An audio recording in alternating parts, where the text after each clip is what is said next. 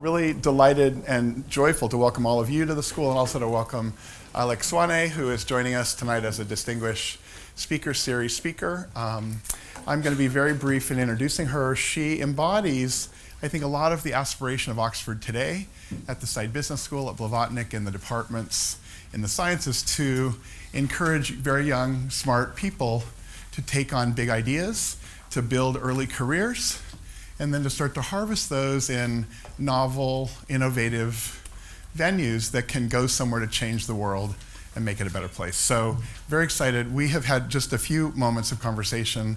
I know her really from some of the work she's done at the fund and also from some of her contributions at the World Economic Forum in Davos.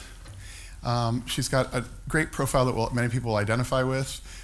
Working in both the government, non-profit, and for-profit sectors, background at the Gates Foundations, where she really helped to imagine global policy around health and health interventions, earning a PhD along the way at Harvard, working in a number of venues, really on-the-ground activity, helping build and grow an organization that was interested in something we all know about, the gap between research and policy imagination and what actually happens on the ground in communities around the world. So trying to understand that and trying to find money and expertise to begin to address those initiatives. She'll tell us more about the Global Innovation Fund today, but put it this way, the fund is a kind of I would say in my terms, it's an experiment.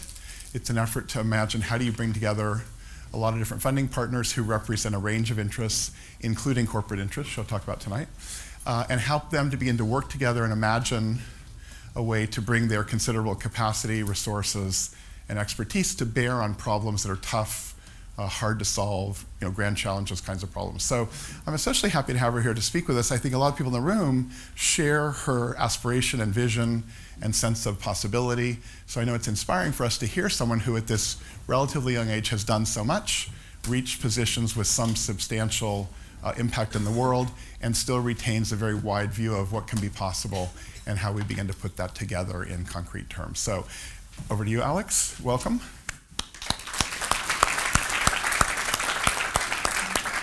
And I think the format really, everyone knows, she'll have a chance to speak about half an hour, a little more than that. Then we'll bombard her with good questions, and she will push back on those good questions. And then eventually I'll end the whole thing, and we'll go have drinks. Okay, Alix, over to you. That sounds like a fun time. Thank you so much, Mark. It's really great to be here in this room. I'm American, as you can hear from my accent, but I've been coming to Oxford for work reasons since about 2010, when I was on an advisory panel of some kind at Oxfam. And I have all these memories that were coming back to me today on the train about staying in the Premier Inn, right across the street from Oxfam, and slogging my way over there to talk about sanitation in humanitarian settings. And since then, I've come here several times with the pleasure of coming here to the School World Forum and being totally inspired by Jeff Skoll's ability to marry storytelling with hard-headed commitment to entrepreneurship. And as you guys know, this is also the place where the effective altruism movement was really incubated, and it's now this global effort to challenge us all to use cost-effective analysis in our own personal charitable giving. And those guys have been my fellow travelers and friends for a very long time. So I really appreciate all the amazing things in this town, in addition to the fabulous university you guys all have the privilege to attend. But I was also really pleased to be asked to come and talk to you, because it's given me the sort of little push that you need to sit down and systematically reflect a little bit and try to get my thoughts in order about some of what I've learned in the now almost 3 years that I have been working to build the Global Innovation Fund. And as a shorthand, and this is kind of what I wanted to talk about to you tonight, it's what is the venture capital that we need to fund innovation in fragile places? What does it look like, and what are the characteristics of the kind of pools of capital that we need to mobilize to do that? And so to get us a little bit in the frame of this, I thought I would start with a little bit of a story of the kind of thing that's gotten me excited at the Global Innovation Fund in a way that's somewhat different than, the last time I was on the donor side of the table. I was at the Gates Foundation and really focusing there almost solely on public health issues. And I've certainly learned some new stuff over the past couple of years in this interesting space at the sort of intersection of aid money and accelerating market-based development. So last year I attended something called the Development Finance Forum in Accra. And this is, if you have not been to one of these, I will pitch it just for a minute, because these are pretty cool gatherings of practitioners, policymakers, academics, funders from places like IFC who have really interesting conversations. And I was really energized by being at that meeting in Accra, but as is always the case, as you know, the coolest things always happen when you're outside of the conference hall. And so one of the things that I did while I was there, let's see if I can make this happen, is I went to visit a Global Innovation Fund partner in northern Ghana near the city of Tamale. And I visited a rural school where this organization, who are called Lively Minds, are delivering a program that involves community mothers on a volunteer basis in the delivery of preschool and kindergarten curriculum. So Ghana does have universal preschool, but they often have teacher-student ratios on the order of 40 or 45 to 1. And this program brings in mothers to do sort of Montessori-style stations for kids to experience sort of a ratio of more like 5 to 1 or 6 to 1 in small and intense settings, getting closer to sort of what's optimum for how we do pedagogy for kids who are that young. And we're supporting a randomized controlled trial for Lively Minds in this setting, but in other contexts in Uganda, this program's been demonstrated to result in reduced teacher absenteeism, improved cognition outcomes for kids, and most salient for me that I saw when looking at this program in action is the empowerment of local, often illiterate women who are engaged in this volunteering program. And we heard stories firsthand from some of these mothers about this experience of greater self-esteem because they realize that they have something to teach and they can do it, despite their own lack of formal education. And so, these are the quintessential people that, in some ways, the Global Innovation Fund, if you go on our website, it says people living under $5 a day, or especially under $2 a day in remote and difficult regions. So this is a challenging setting. And it's often maybe what we think about when we think about development challenges. On the other hand, a few days after this, I got to hang out in Accra at something called the Impact Hub, founded and run by a guy called Will Senyo, who's just full of energy. And when you're there, you really believe, yes, Ghana is going to have the highest growth rate in Africa this year. Like, it is tangible. And in this incubator, it's like any other co-working space in London or in New York, full of entrepreneurs who are dreaming big, some of it crazy, some of it less crazy. But in Ghana, they're thinking about building markets, not just selling into them. But these are young entrepreneurs, coders, MBA students like yourselves, and many of the businesses they're going to start can make money, generate new jobs, bring the benefits of the global economy to Ghana. Of course, that's not easy, and that takes time, and maybe it's as hard as what Lively Minds is trying to do. But the point that I want to bring out there is that, these things coexist in Ghana at the same time. It's an hour plane ride from one of those worlds to the other. And that's increasingly what the experience of international development is like. And for those of us who work in aid or philanthropy, that's what we have to grapple with. Poor and marginalized people, like the volunteers that Lively Minds work with, are also potential customers of skilled entrepreneurs who come from the same local context that they do. This isn't to say that we don't need to think about how to direct resources to public services and other kinds of support. But the challenges are different now. It could very well be the case that helping the volunteers at Lively Minds also means helping Will Senyo's incubator. So we have to think differently, those of us who are engaged then in the business of aid. Now, neither of these, and I would actually include Lively Minds in the following claim that really neither of these models typically attract aid funding. Lively Minds is a social business looking to drive itself towards a public-private partnership. They have risk associated with the business that they're in.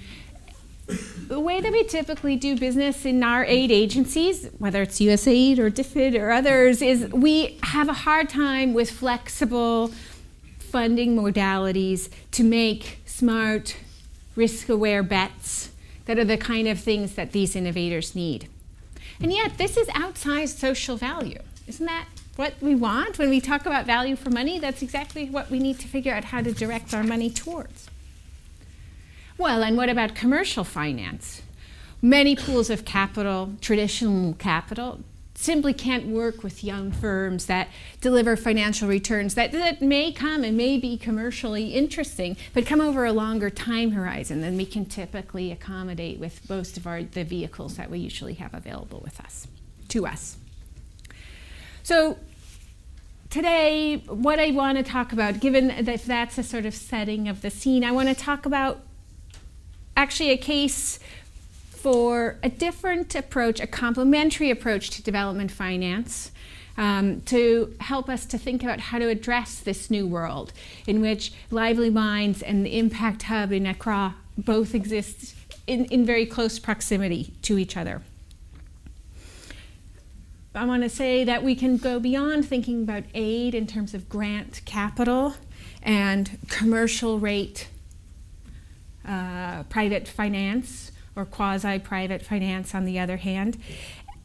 And we can expand the number of tools that are in our development finance toolkit, being more creative about how we blend capital across the returns continuum and take smart risks that have, yes, some financial returns, but most of all, potentially really outsized social returns for public resources. And in that sense, I'll be arguing a bit for public resources to follow some of the examples of some of the venture philanthropists and some impact investors who are already working this way. So I've been saying, okay, I've been talking to you a bit about fragile places and saying that there's something about venture capital for fragile places. So if I'm going to use that term, why do I think that that's a helpful term for us? The first is kind of obvious. State fragility creates a situation in which country risk is high, political risk is high. So required risk-adjusted rates of return for most investors are high, and thus private capital can't easily flow to these places. It's only if you take, and you have the kind of money that will allow you to take social return into account or social impacts into account, that then managing and dealing with that kind of risk profile makes sense. That's the model that we've taken on at the Global Innovation Fund, and that's how we're helping the aid agencies who are our backers to direct some of their resources to meet that unmet need.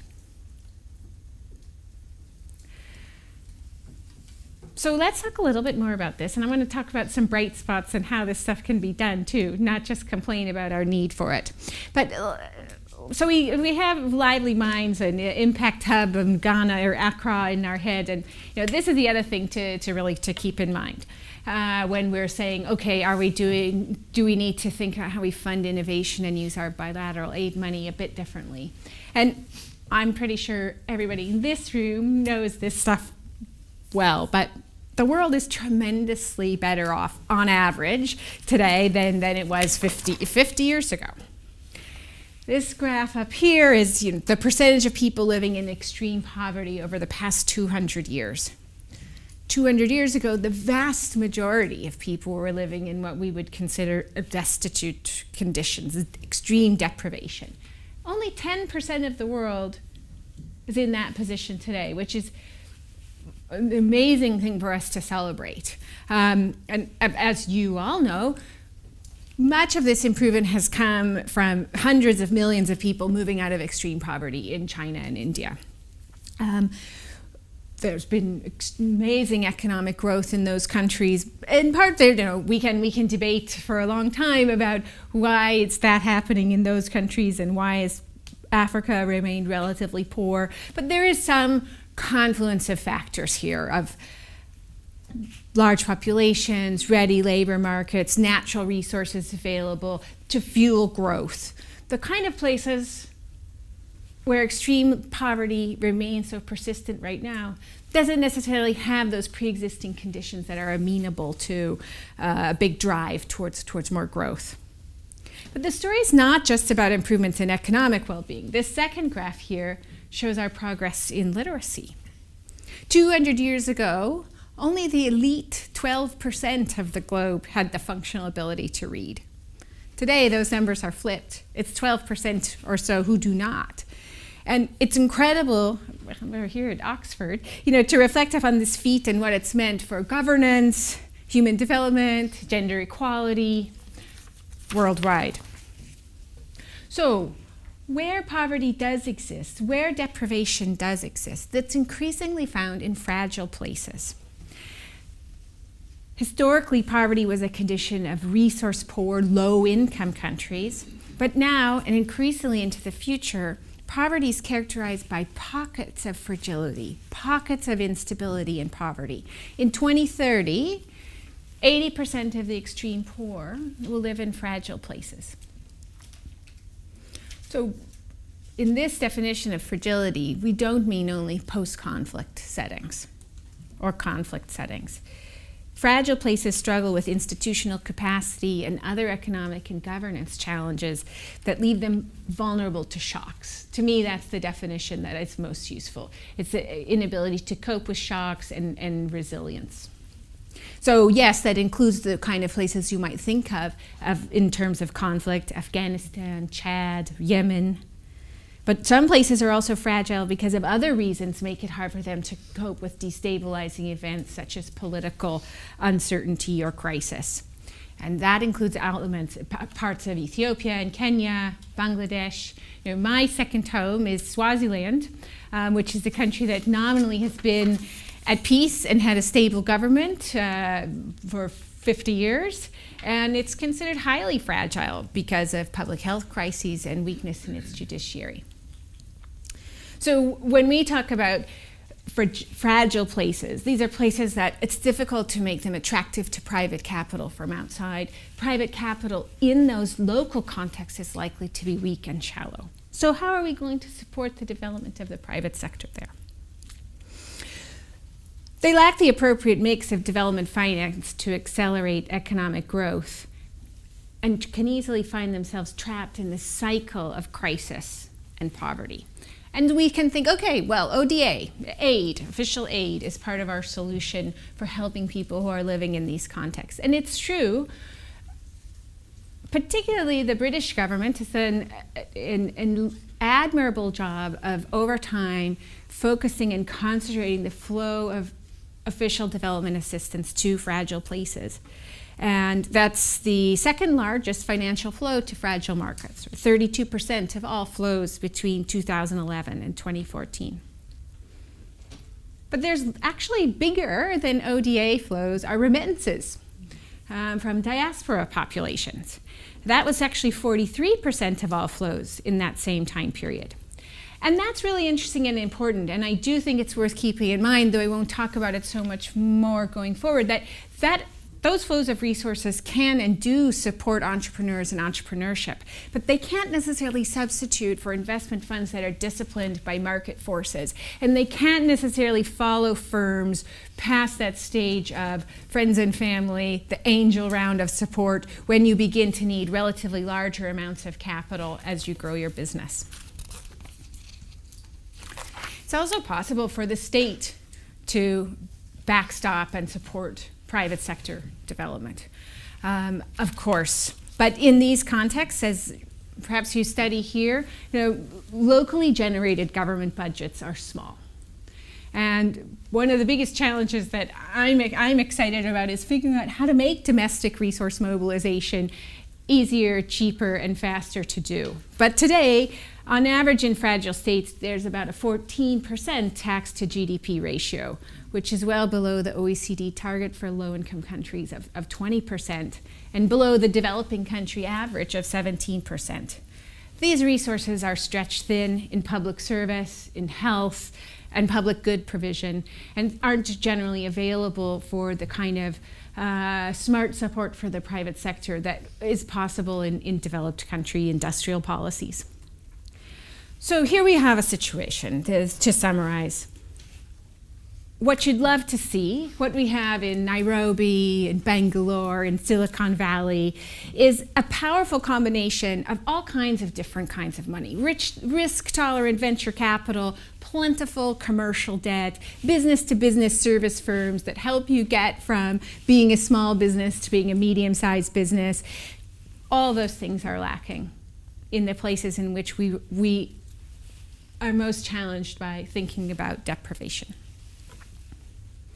Okay, and so in the midst of this, if we want to think about supporting the private sector, traditionally in the aid business, we've had two big tools in our toolkit. And one is bilateral aid through aid agencies, and the other is our development finance institutions. And the aid agencies differed here in the UK, USAID in the US. That's generally what the public thinks of if they think about foreign aid at all, when they think about foreign assistance. And DFID and USAID alone spent over $30 billion in official development assistance in 2016. Aid has been, will be absolutely vital in responding to humanitarian disasters, disease outbreaks, providing global public goods, and improving health and security for poor people, particularly where markets don't work. So I would hate for people to come away from me talking about venture capital for for fragile places as a suggestion that we don't need traditional bilateral aid. This is a yes and kind of an argument as opposed to an instead of. And the development finance institutions have also been very important in supporting development, especially in countries graduating from low income to middle income status. And they certainly support or contribute to vibrant private sectors. And this is an increasingly important tool in the development landscape. Committed capital from DFIs went from $10 billion in 2002 to $70 billion in 2014.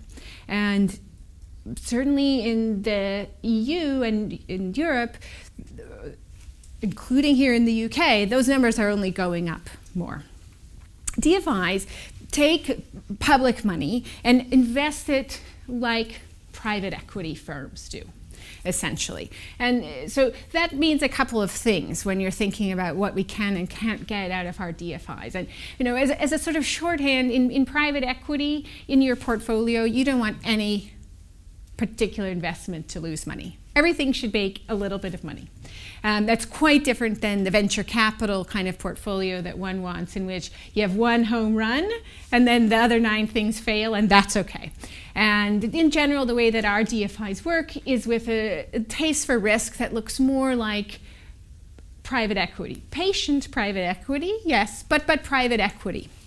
And they invest almost exclusively with the expectation of commercial rates of return.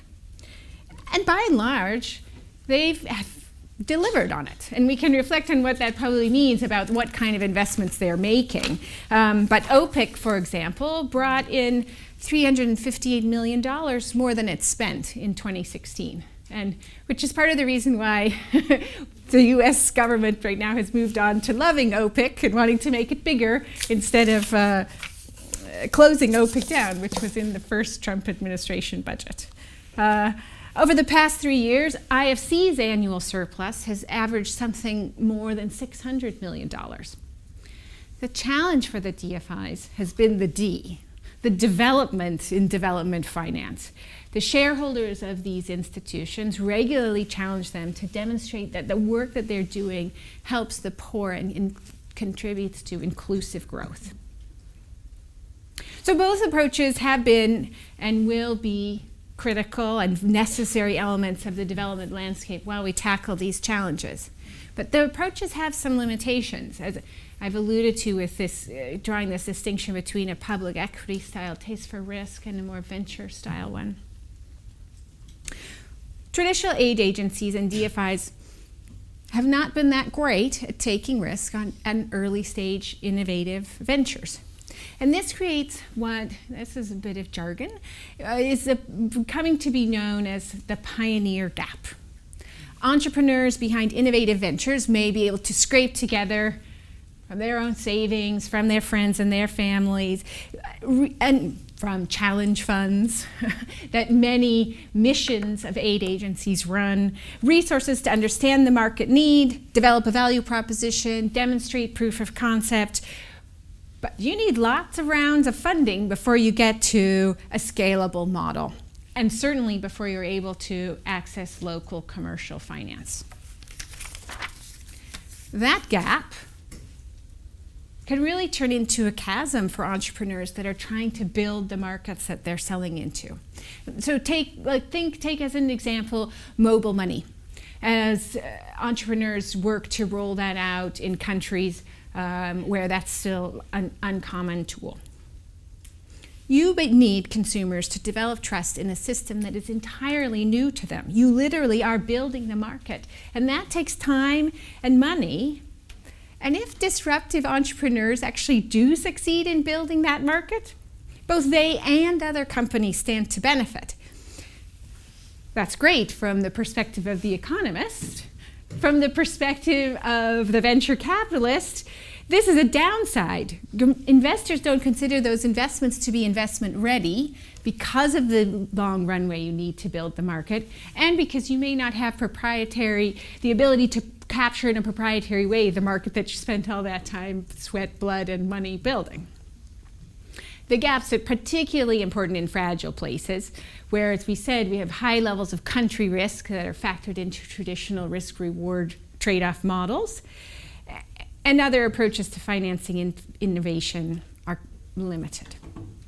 So one way to think about it is that there's a returns continuum, and our bilateral or our aid money, taxpayer money from citizens of developed countries, are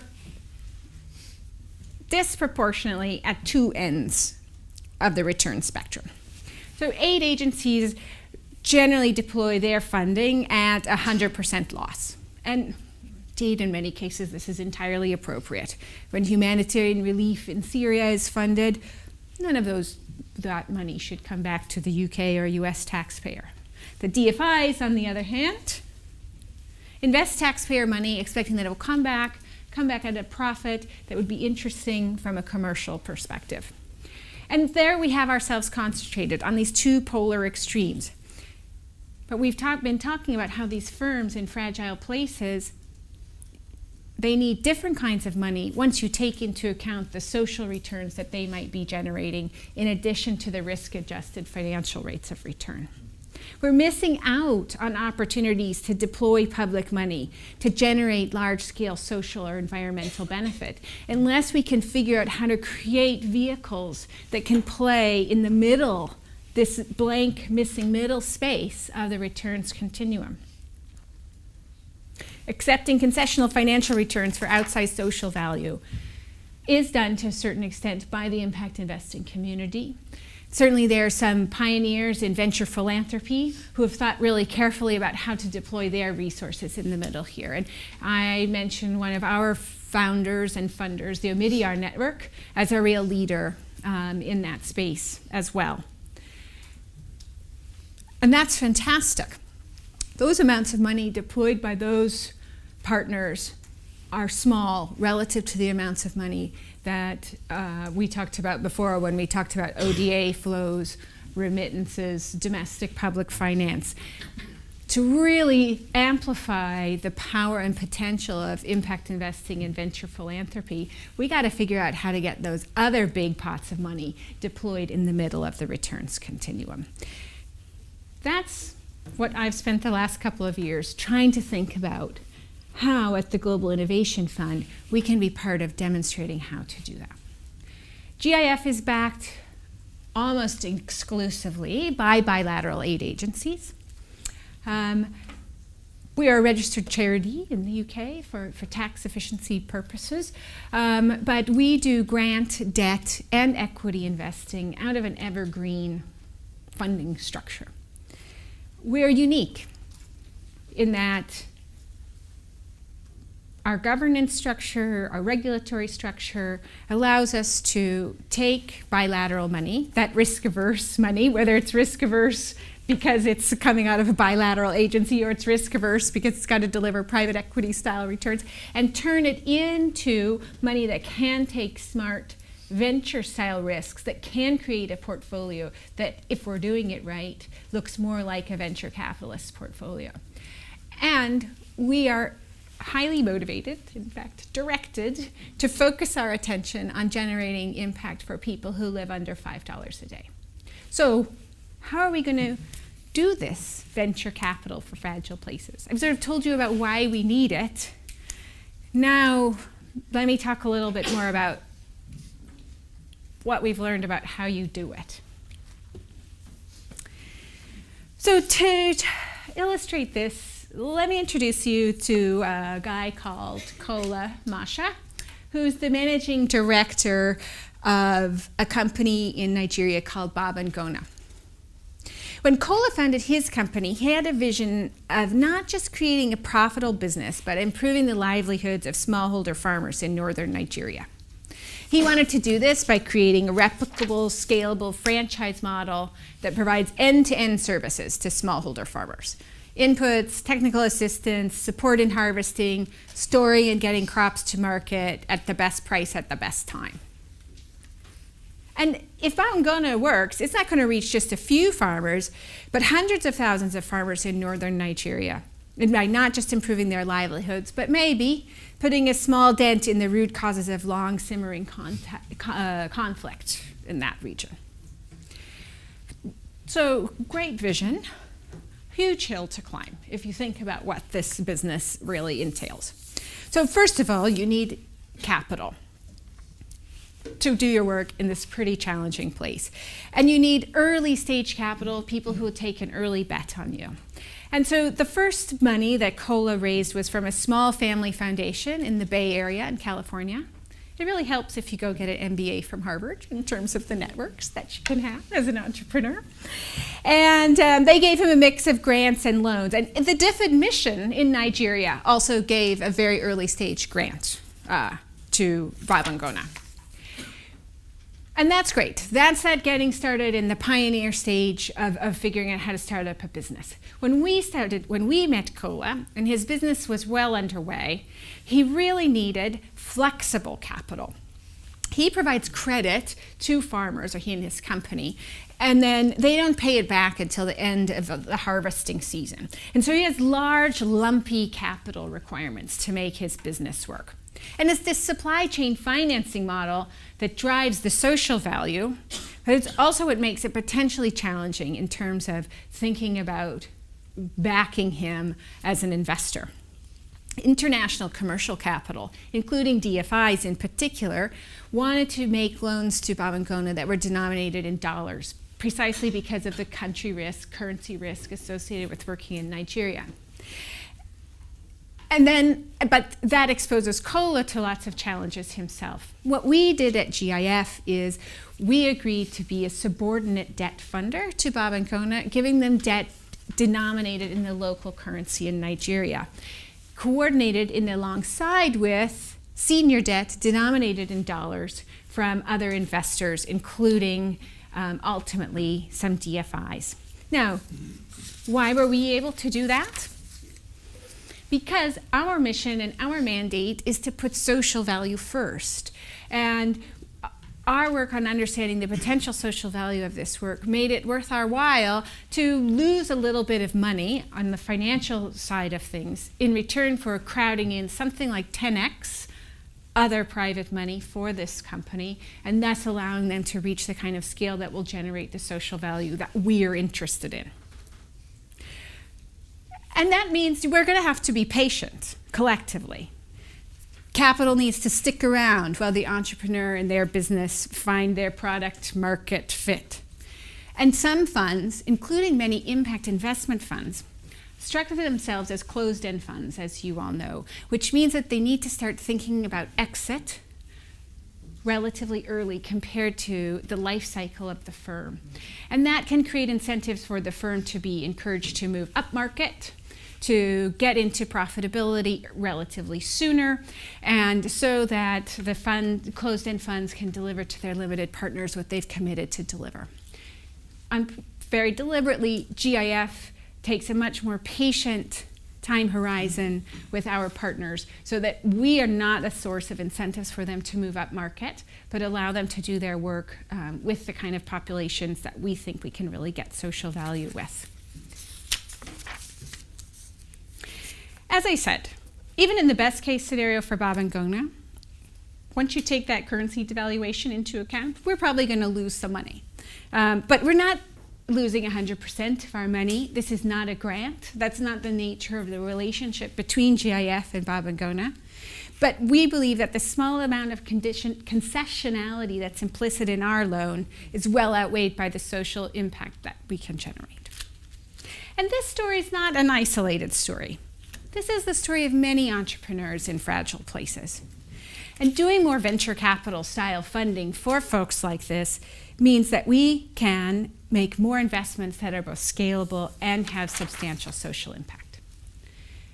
I'll take about 3 or 4 more minutes and talk about a few challenges associated with this, because I want to be really upfront about this challenge. There's real risks with using taxpayer money to catalyze private investment. And frankly, these risks exist with development finance institutions in addition with entities like GIF. Mixing public and private money together can distort markets, can crowd out private finance, it can pick winners inappropriately, it can squander resources that might have been better spent on global public goods, basic infrastructure. So I'll say there are a couple of things I think you have to have in place to try and mitigate some of those risks. And the first is to target investments where social returns exceed financial returns. That's exactly where venture capital style money that on the lookout for social value will be most useful. In fragile places, you often have, as you know, market failures of many different kinds. And those market failures can actually point you in the direction in which it will be difficult for private money to allocate itself efficiently. There's a high cost of market discovery. Innovating in new markets means a long process of iterating on the right product market fit, discovering the right cost structure, and the firm's ability to capture the returns of that kind of investment are really limited. That's why we subsidize R&D by pharmaceutical companies, for example, in other settings. And I mean, in some ways, this comes down to a first mover curse. Think about cola. You know, he's going to figure out exactly how to make this all work with Babangona here. But once he does that, it'll be pretty easy to see what he's doing and how he's doing that. And other competitors can move into that market. He's not going to reap all the benefits of innovating in this new market if he's successful, but he incurs all the downside risk of failing. This is the market failure that leads to too little entrepreneurship in all kinds of settings, and it's why traditional venture capitalists often look for firms to invest in who have something proprietary. They have something that they have a monopoly over or that they hold secret so that this first mover phenomenon can be mitigated.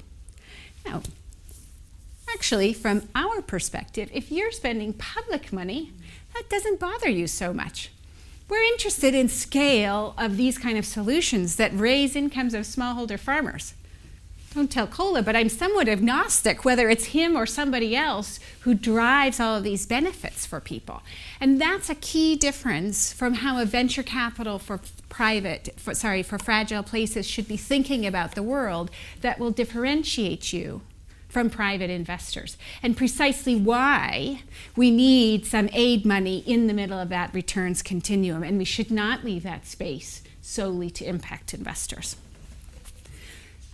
Second, and this one won't take long to say, we have to think carefully about how much concessionality we're willing to give away. You really have to try to minimize the amount of subsidy that you're giving, even though the firm and other investors will always say, oh, but that's not enough, we need more, we need more. And that means you need bankers at the table to do this work. This is not who understand how investors work, in addition to people who might measure the social value of firms. And third, look, if we're going to spend public money to generate social value, we need to measure social value. And this is another way in which we can, I think, distinguish the most venture capital for fragile places that's backed by bilateral aid money from the way that many impact investors work. In practice, many impact investors choose a sector in a context in which this is obviously a good thing to do. Healthcare in India, or healthcare in East Africa. This is a good thing. And then they search for opportunities in that sector and in that space where they're getting the kind of financial returns that they need. That's great. If we're going to do what GIF is trying to do, of saying, actually we're trying to maximize the social value of this taxpayer-funded resources, we need to measure social value beyond that and report on it on a portfolio basis. And we've worked hard at GIF to develop a tractable, practical way of doing that measures not just lives touched or jobs created, but does actually get at welfare benefits for poor people. I think that's critical to maintaining the rigor of this approach and mitigating some of those risks associated with picking winners. So let me conclude there and say that I think we've only started this conversation, and we need ultimately an ecosystem of funders who are distributed all along that returns continuum and backed by all kinds of different kinds of money. We don't need only GIF. We need all of you guys in this room to make your own GIF, to make your own kind of investment vehicle, or your own kind of partner, local partner, to be able to deliver on some of these potential promises and deliver social return and financial return to people. We have to tool up hybrid teams. This is a new way of working together that needs economists and investment bankers and MBAs and all kinds of things in between. But if we can do this right, this, I think, is going to be a critical additional new complementary tool for thinking about how to help the poor people who are in those pockets of fragility that are going to be the focus of those of us who work in this space going forward. Thank you.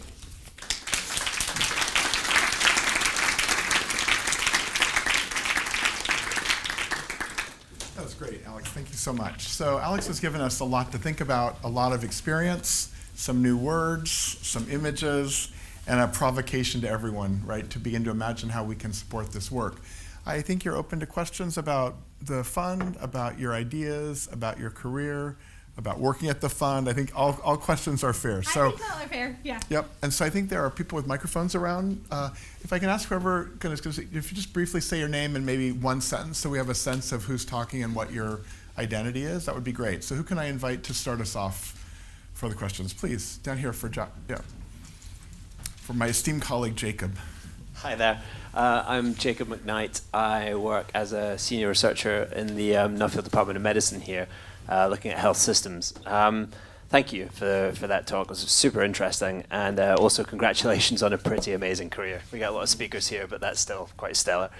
I read a book not too long ago, The Entrepreneurial State, which I found pretty fascinating, and it made me think a little here about the role of the state in this area. What you're suggesting seems to be the kind of responsibility that states take on in trying to allow businesses to flourish, and in providing this secondary external service to allow that in fragile states, we're perhaps preventing the government from developing into that area, and hence, in the way of what might be called an anti-politics machine, we're taking that responsibility away from a government that should really be looking into that. It's a potential risk. I was wondering if you had any thoughts on that. I think it's an interesting point in that, firms exist in a regulatory context, and sometimes they work around limitations of that regulatory context, or they make a virtue of elements of that context in which they work, or not just regulatory, but a larger ecosystem in which they work. And it's potentially really powerful to think about supporting entrepreneurs at the same time as you support strengthening the ecosystem in which they work. If you think about, for example, investments in power companies by CDC, let's take that as an example, where where they spend a lot of their money building power plants. Power plants are only as good as the distribution and transmission systems that support them, and those are the kind of things that are not really amenable to private service provision. And so, it would be great if we were doing these things in a joined-up way and thinking about investments in capacity to create power being coupled with, in a deliberate way, investments to improve distribution and transmission systems. That's just one example. There's an agricultural analog of that for cola in terms of linkages between markets. And that's why I really do think that it's inappropriate to say that the only way we should do aid is by supporting the private sector. And the only thing we should do is support entrepreneurs and innovation, precisely because you do need to strengthen systems so that it makes it possible for businesses to get their job done and to deliver the potential financial and social value associated with what they do. So I didn't talk so much about it here today, but GIF also supports innovation and service delivery through the public sector. And so whether it's figuring out how to help governments provide incentives for vaccine take-up, or improve the quality of the rice delivered through the PDS system in India.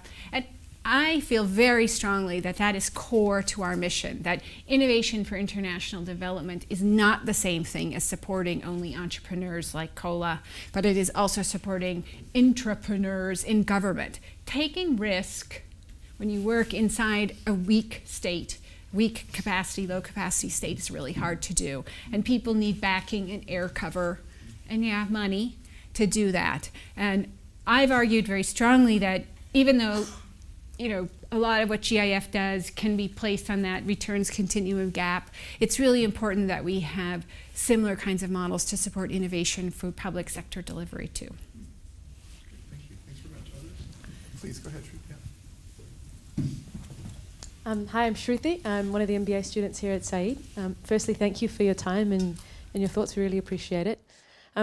Within the kind of corporate scene and the private sector, we're finding an increasing number of businesses innovating and adopting innovation to address things like the SDGs. People would have different views on why that's the case. What's your kind of relationship with the private sector, and what do you see the role of corporate social innovation, particularly with achieving the kind of outcomes you're working toward? I'm pretty excited about CSR that doesn't live in the marketing department, but that's more sort of baked into the way that business is done. And CSR work that leverages what corporates are really good at. It's far too often you engage with a major corporate entity who are just spectacular at wringing, the last margin out of some, last mile distribution system that they have for fast moving consumer goods. And they tell you that their big CSR play was they did 8 water kiosks, and it's, to figure out instead how to say, how can we take what you're really good at as a business and figure out how to do shared value creation for others. Like, there's many companies in our portfolio who have a logistics challenge at the heart of what they do. There's one company we're invested in called Afrimarket, which is a sort of cash to goods remittance play for the French West African diaspora in France, and then their families back home in Côte d'Ivoire, Senegal. And their whole game is a logistics game. And it would be to figure out how am I, I'm in Paris and I order you some washing powder and some other basic foodstuffs that's going to get delivered to your house, but where do we know, where do you live, and you don't have a real proper address, etc.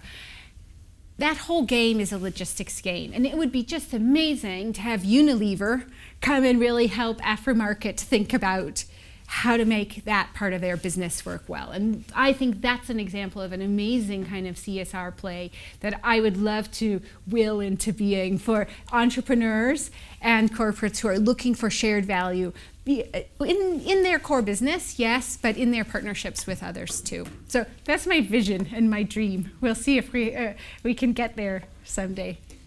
Hi, Alex. My name's Natalie, and I'm an MBA student here. I spent a couple years in East Africa doing seed stage venture capital funding. So it's really good to hear that this is something that Global Innovation Fund is doing. I see that your ticket size goes from 50,000 to 15 million. I want to know and learn what's the proportion, or maybe proportion of deals that you're funding that is below, for example, $250,000, because that's a very much needed space and not a lot of companies are doing that.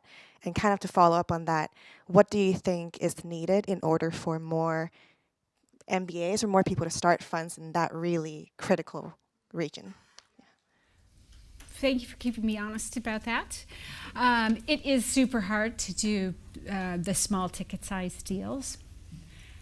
I think in practice, I think the smallest investment we've ever made is something like $175,000, a convertible note. Our average ticket size right now is something around $2 million. Lots of interest in this sort of 1 to 4, I would say $1 to $3 million space.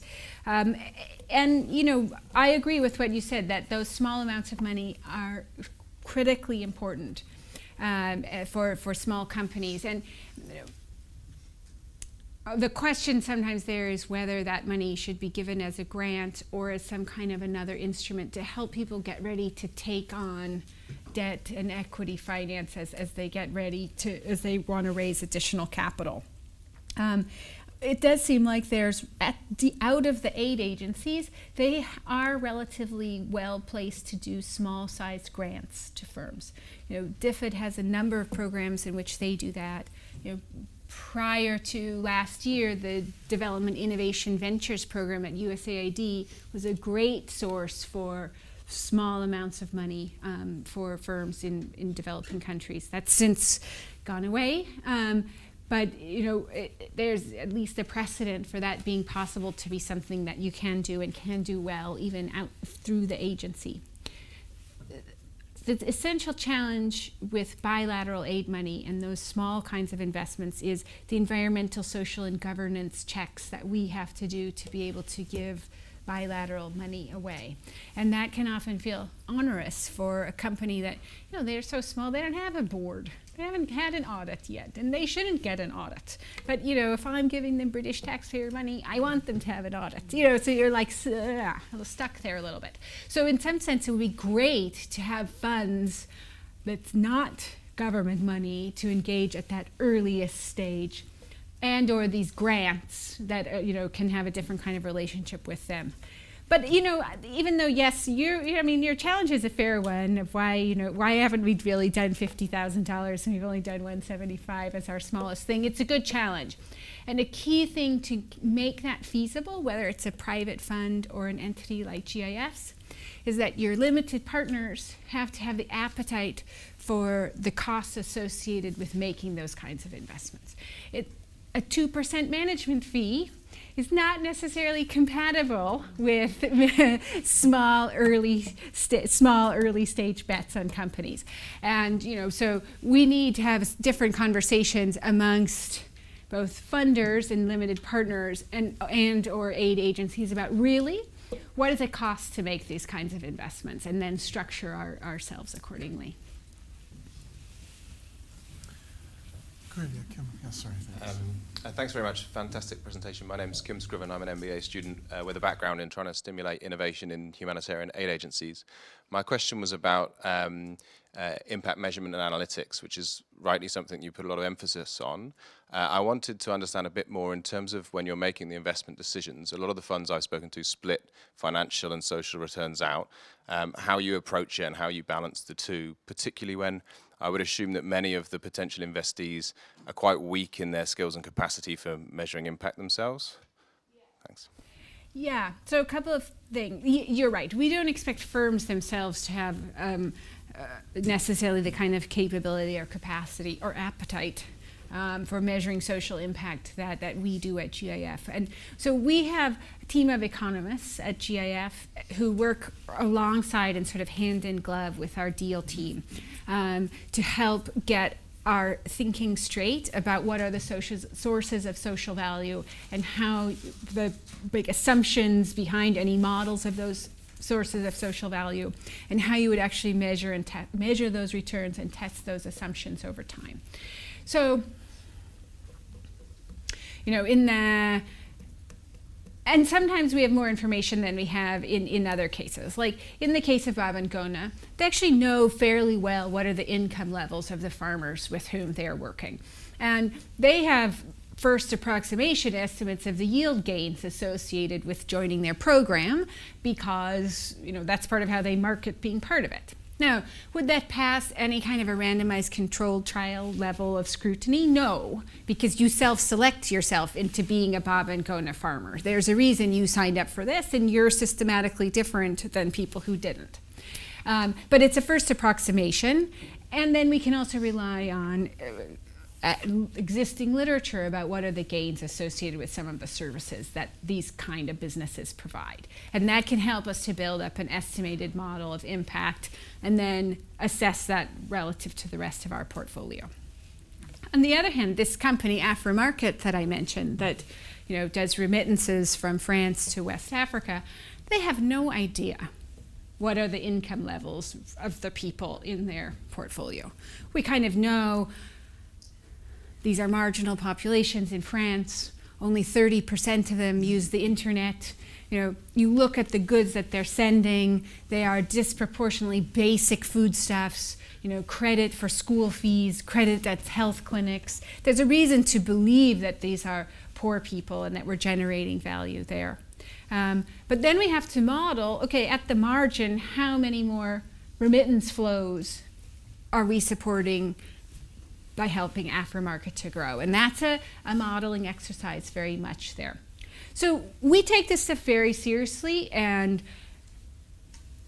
integrate this. I would say it's our first screen. Do we think we're taking on a big development challenge? And then we look at the company. But we also realize there's many things you can't measure. It's not our only value. And so it's an ongoing conversation that's very rich and sometimes contentious, and we're constantly trying to make sure we have right-sized. Hi, my name is Carl Fletcher. I've come in from London, actually. I work for a firm there that's applied to GIF in the past, actually. This is related to his question. You mentioned that it's important, you think, for the GIF to balance social return with financial return, and that you should prefer social return.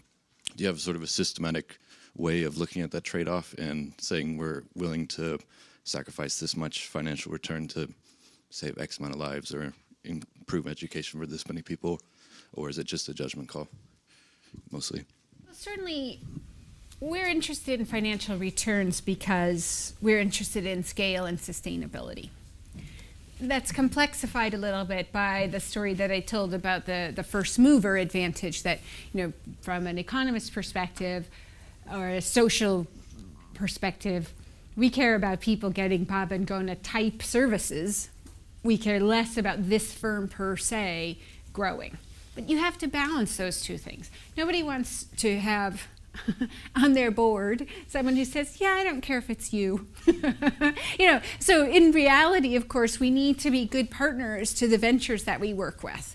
And so you hold those two things in tension. And you hold the social and financial returns then in tension as well, in the sense of the social returns are modeled perspective things that depend on the innovation going to scale. And there's many things that are hard to measure, and we have to be honest and a little bit humble about that. And so we have resisted,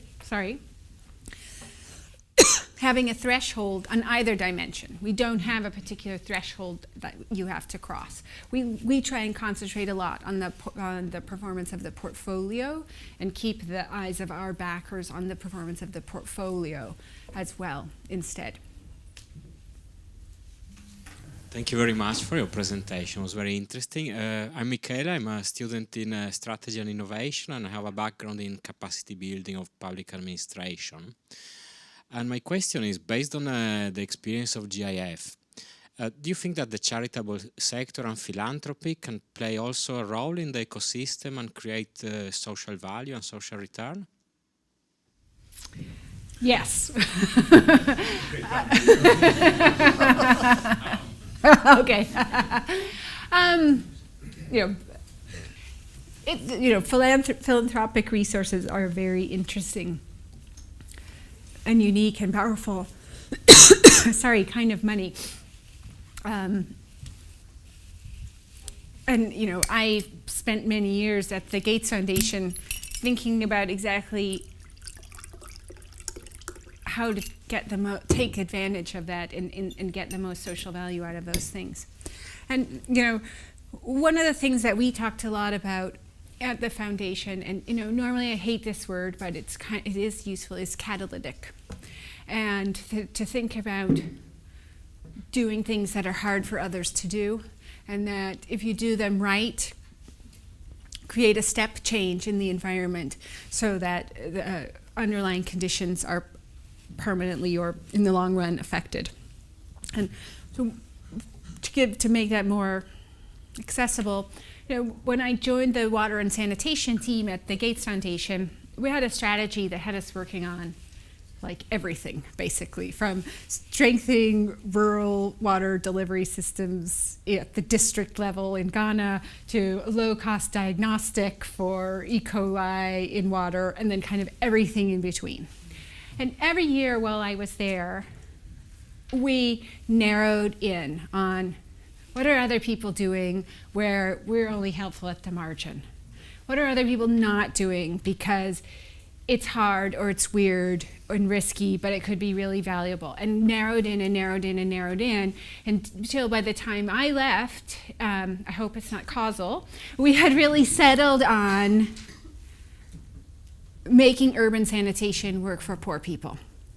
And that's still the strategy of that team today, and really focusing in on that. Because over time, we learned and we realized that's hard, that's important. It's a tech challenge, which is something the Gates Foundation is good at, but other people have a hard time doing. And narrowed and narrowed and narrowed. And I think that's a great example of philanthropy being powerful. It's sort of the opposite of this venture capital thing on my current gig, right? Because that's strategy driven. That's us sitting in Seattle thinking really, really hard about what are we going to be good at and getting our own theory of change really sharp, and then going out and investing against that, making investable opportunities occur with the sheer force of our will and our checkbook and whatever.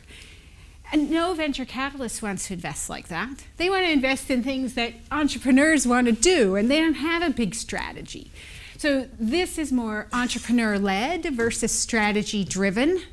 And I think we need some of both. I totally get why philanthropy is very powerful when you're really clear on what you want to do and why that's your strategy. Hi, my name's Emily. I'm an MBA in the current class.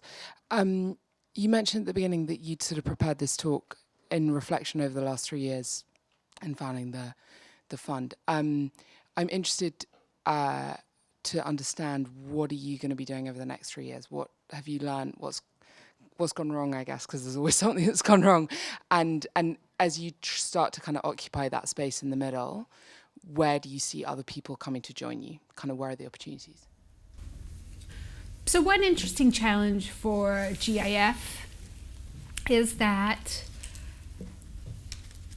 there are many investors who are interested in impact, but who cannot make a grant to a charity. They do need their capital returned at some point. Maybe they need it in 15 years or in 30 years, and they basically just need preservation of capital, but they need their capital returned to them. And right now, GIF can partner with folks like that and co-invest alongside them, but can only partner with them indirectly. And so an interesting challenge for us will be to think about, do we have the right kind of vehicles to engage with those other pools of capital that are very interested in the kind of social value that we think we're generating? We think we've built up the capacity to say something interesting about how you measure impact.